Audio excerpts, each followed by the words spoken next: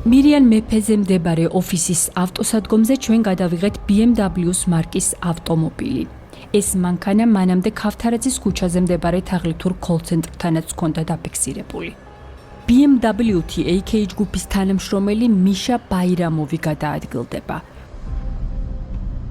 კიდევ ერთი ავტომობილი, რომელიც მირიან მეფის ქუჩის ოფისის ავტოსადგომზე გადავიღეთ, შევროლეტის მარკის მანქანაა.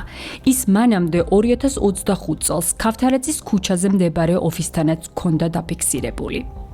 ავტომობილი AK ჯგუფის კიდევ ერთ თანამშრომელს, ვალერიან გიგაურს ეკუთვნის. გიგაურიც არაერთხელ გადავიღეთ მირიან მეფის ქუჩაზე მდებარე ოფისთან. ჩვენ ვალერიან გიგაურს დავუკავშირდით, თუმცა მან უარყო კოლ-ცენტრში მუშაობა. უკაცრავად ვერ მივხვდი უკაცრავად. დიახ, თაღლითურ კოლ-ცენტრში მუშაობთ. AK ჯგუფის სახელით ოპერირებდა ეს თაღლითური კოლ-ცენტრი.